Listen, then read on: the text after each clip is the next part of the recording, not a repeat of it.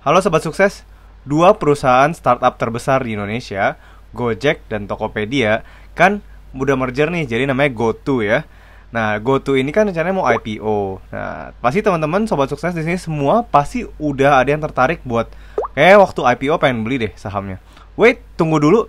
Ada beberapa hal yang harus kalian cek sebelum kalian beli sahamnya GoTo.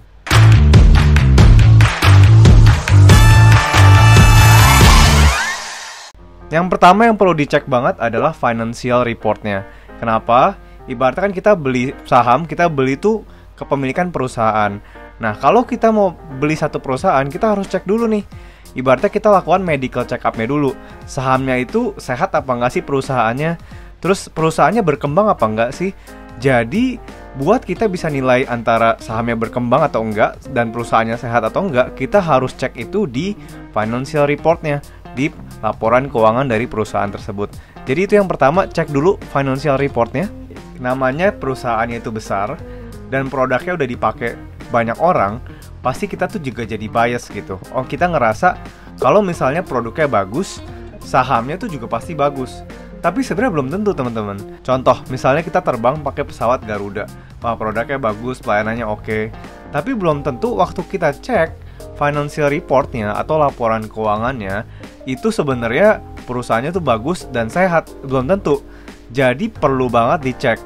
Kita tuh jadi bias. Nah, terus terang gue juga sendiri ngerasa produknya bagus banget, Gojek dan Tokopedia ini. Nah, tapi mesti dilihat banget laporan keuangannya. Apa sih yang perlu dilihat dari laporan keuangan sendiri? Jadi laporan keuangan itu kan banyak banget infonya kan.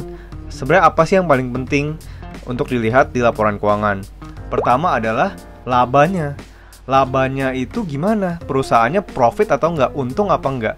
Kalau perusahaan terus untung, kita sebagai investor juga ikut untung. Nanti dia akan bagi dividen. Nanti dia juga akan berkembang terus nilai asetnya.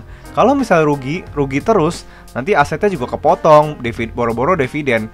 Nutupin utang-utang aja udah susah misalnya. Nah, itu yang pertama banget. Jadi, kita harus make sure, kita harus pastikan kalau perusahaannya itu untung dan juga ada labanya nih, ada keuntungannya yang terus berkembang.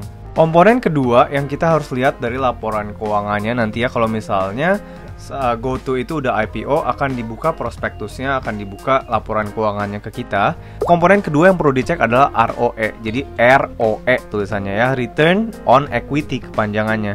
Jadi ROE itu apa sih? Jadi ROE sendiri adalah labanya dibandingin sama total aset bersihnya itu berapa persen.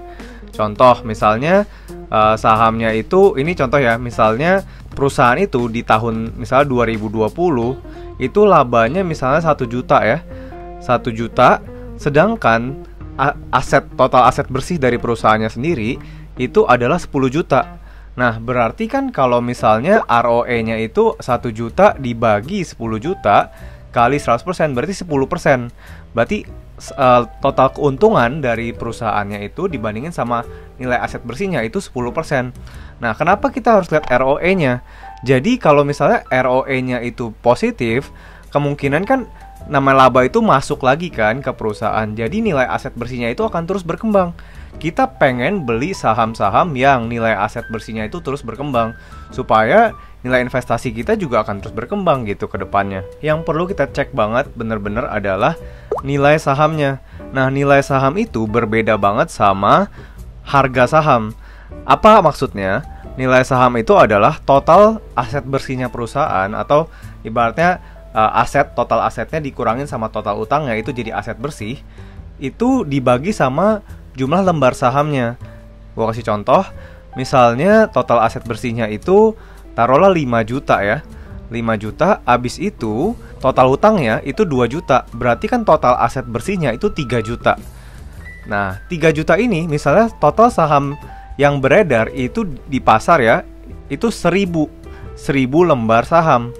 Berarti nilai sahamnya itu adalah 3 juta dibagi sama 1000.